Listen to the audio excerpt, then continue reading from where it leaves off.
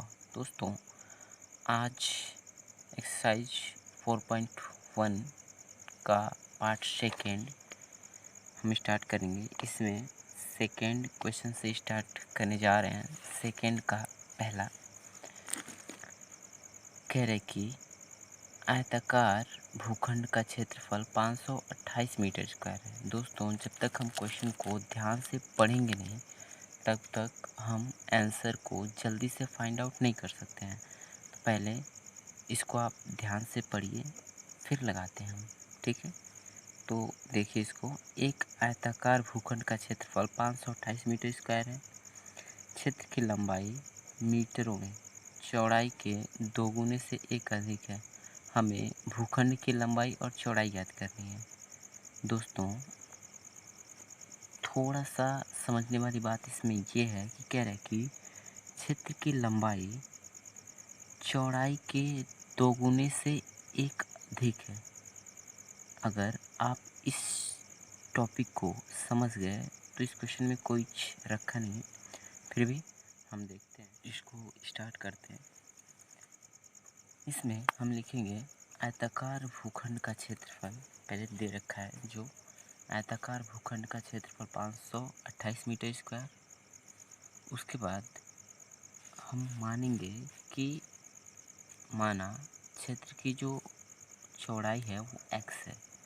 आयताकार भूखंड क्षेत्र की जो चौड़ाई है वो x है। तब क्षेत्र की लंबाई क्या होगी? क्षेत्र की लंबाई होगी 2x + 1।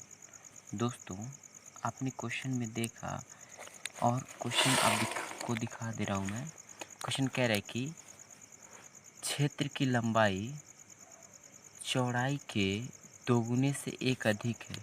क्षेत्र की लंबाई चौड़ाई के दोगुने से एक अधिक है। फिर से, क्षेत्र की जो लंबाई है, चौड़ाई x है, तो क्षेत्र की माना है चौड़ाई x है, तो क्षेत्र की लंबाई जो होगी क्वेश्चन के हिसाब से, क्षेत्र की जो लंबाई होगी वो होगी 2x + 1, क्योंकि कह रहा है कि जो क्षेत्र की लंबाई है वो चौड़ाई के दोगुने से एक अधिक है। ठीक है, आई होप कि आप समझ पा रहे हो। इसमें कह रहे कि जो चौड़ाई है वो अगर x है तो जो उसकी लंबाई होगी वो 2x + 1 होगी क्वेश्चन के हिसाब से। ठीक, तो आगे बढ़ते हैं। अब इसमें हमको पता करना है कि भूखंड की लंबाई और चौड़ाई क्या होगी। भूखंड की लंबाई और चौड़ाई क्या होगी? तो दोस्तों, आप जानते होंगे आयत का क्षेत्रफल होता है लंबाई गुणे चौड़ाई। तो इसी फॉर्मूले को यूज़ करेंगे हम। आयताकार भूखंड का जो क्षेत्रफल होगा वो लंबाई गुणे चौड़ाई होगा। मतलब कि जो भूखंड है वो आयताकार ही तो है, तो यहाँ पे जो फार्मूला लगेगा वो आयत का लगेगा। आयताकार भूखंड का क्षेत्रफल बराबर लंबाई गुणे चौड़ाई। तो आयताकार भूखंड का क्षेत्रफल पहले ही दे रखा है। आयताकार भूखंड का क्षेत्रफल दिया है 528। लंबाई हमने देखा है 2x + 1। हमने तो निकाला है ना लंबाई 2x + 1, तो लंबाई 2x + 1। चौड़ाई को माना है हमने, चौड़ाई है x, तो चौड़ाई x। ठीक है, अब हम इसको गुणा करा देते हैं। ये 528 ऐसे = x का गुणा जब 2x में होगा तो x² हो जाएगा, x का गुणा 1 में होगा तो x हो जाएगा। ठीक, अब देखिए 528 को हम पक्षांतर कर दे रहे हैं इधर, तो 528 को इधर भेजेंगे तो यहाँ पे 0 बच जाएगा, और ये 528 जब इधर आएगा तो ये माइनस का हो जाएगा, तो ये हो जाएगा 2x² + 1 - 528। ठीक है, इसी को थोड़ा सा हम सीधा करके लिख ले रहे हैं। 2x² + x - 528 बराबर 0। फिर दोस्तों, अब हम इसका फैक्टर करेंगे। दोस्तों, आपने पिछली कक्षा में फैक्टर करना सीखा होगा। उसका रूल क्या होता है? उसका रूल ये होता है कि पहले वाले डिजिट को लास्ट वाले डिजिट से मल्टीप्लाई करा देते हैं। यानी कि 2 का गुणा हम 528 में कराएंगे। 2 का गुणा जब 528 में कराएंगे तो कितना आएगा? 2 का गुणा जब 528 में कराएंगे तो होगा 1056। अब दोस्तों, 1056 आप फैक्टर अगर जानते होंगे तो आपको पता होगा कि हमें 2 ऐसे डिजिट खोजने होते हैं जिसमें अगर जिनका गुणा कर दें तो वो 1056 हो जाए, और अगर घटा दें, यहाँ पे माइनस है, तो अगर इन दोनों को घटा दें तो हमें 1 मिल जाए। ठीक है? तो फाइनली आप देख रहे हो संख्या बड़ी है। तो अगर आपको कुछ भी नहीं समझ में आ रहा है कि क्या होगा, क्या नहीं होगा, तो आप सबसे पहले क्या कर सकते हो, सीधे इसी का फैक्टर कर दीजिए। आप इसका एलसीएम निकाल दो तो ये 2, ये हो जाएगा 5, ठीक, और ये होगा 2, फिर होगा 8, फिर 2 से ये होगा 2, ये होगा 6, और ये होगा 4, फिर 2 से ये 1, ये 3, और ये 2, फिर 2 से क्या होगा, 6 बार में जाएगा ना, 6, फिर से 6, फिर 2 से तो होगा क्या, 3, 3, फिर से 3 से 1, 1, 11 से एक ही बार में चला जाएगा 1। ठीक है? अब इसमें से हम वो 2 संख्याओं को पता कर सकते हैं जिनका गुणा करने पर हमें 1056 प्राप्त हो। ठीक, तो फाइनली, और अंतर भी तो देखना होता है। अंतर हमें 1 मिलना चाहिए। कैसे भी करके उन दोनों संख्याओं का अंतर हमें 1 लाना है, और जो गुणा करने पे संख्या आना चाहिए वो 1056 आना चाहिए। तो दोस्तों देखिए, हम क्या करते हैं, 2 दूनी 4, दूनी 8, दूनी 16, दूनी 32, ये आपका हो गया 32, 32 इंटू, और ये हो गया 33। अब देखिए दोस्तों, 33 और 32 का जो डिफरेंस है वो 1 है, अंतर 1 है, और 32 और 33 का अगर हम मल्टीप्लाई करेंगे तो 1056 हमें मिल जाएगा। तो फाइनली दोस्तों, आपको 2 डिजिट मिल गए हैं। एक डिजिट है 32 और दूसरा है 33। तो ये 2x², इसको जो हम ओपन करेंगे तो इसको हम लिख ले रहे हैं 32x माइनस ये 33x। ठीक है? 32x माइनस 33x माइनस 528 बराबर 0।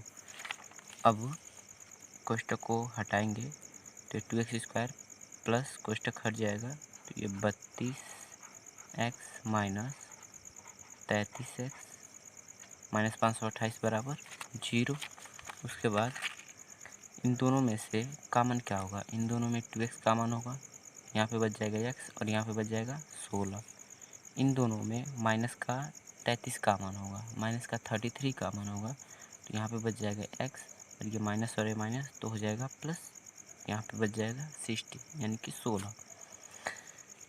अब दोस्तों, इन दोनों में हमें क्या कॉमन दिख रहा है, इन दोनों में हमें x प्लस 60 यानी कि x प्लस 16 और x प्लस 16 कॉमन दिख रहा है।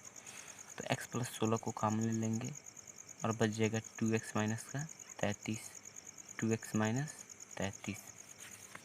अब अतः इसको लेके चलते हैं, x प्लस 16 बराबर 0, तो x बराबर माइनस का 16, क्योंकि 16 को उधर पक्षांतर करेंगे तो 16 इधर प्लस में है, उधर जाएगा तो माइनस में हो जाएगा, तो x बराबर 16। दोस्तों ज़्यादातर केसेस में जो x का सही मान होता है वो प्लस वाला ही होता है, तो इसको हम मान ले रहे हैं कि x बराबर जो -16 है वो अग्राह्य है। फिर दूसरा इसमें से तथा इस दूसरे वाले को देखते हैं, 2x माइनस 33, 2x माइनस 33 बराबर 0। 33 को इधर भेजेंगे तो प्लस का हो जाएगा, 2x बराबर 33। अब 2x बराबर 33, 2 को इसके नीचे भेज देंगे तो x बराबर 33/2। तो जो हमें x का मान मिला है वो मिला 33/2, और x का जो मान मिला है वो 33/2 है। और x क्या है? x है आयताकार भूखंड की चौड़ाई, जो उसकी चौड़ाई है वो x है, और x की वैल्यू हमें क्या मिली है? हमें x की वैल्यू मिली है ये 33/2। अब हमें लंबाई भी ज्ञात करनी है, तो लंबाई देखिए, चौड़ाई देखिए, अतः x बराबर 33/2, तो चौड़ाई x ही तो है, तो ये भी होगा 33/2। लंबाई 2x + 1, और x की जगह पे हम रख देंगे 33। इस 2 से 2 कैंसिल हो जाएगा, और 33 + 1 बराबर 34। तो आंसर जो होगा हमारा, भूखंड की लंबाई होगी 34 और भूखंड की चौड़ाई होगी 33/2।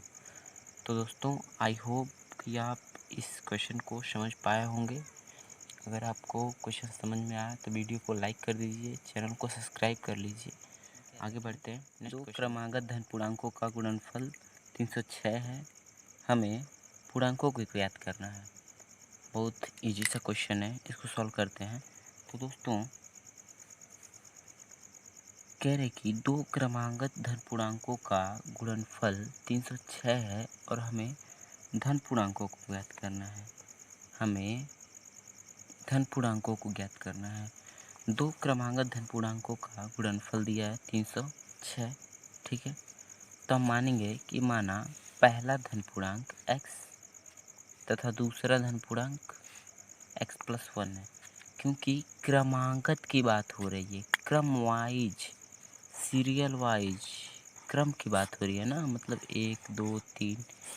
अगर जो भी पहला धन पूर्णांक आएगा, मान लीजिए जो भी पहला धन पूर्णांक आएगा उसमें अगर हम 1 जोड़ दें तो उसके आगे का क्रम मिल जाएगा हमें, उसके आगे का क्रम मिल जाएगा।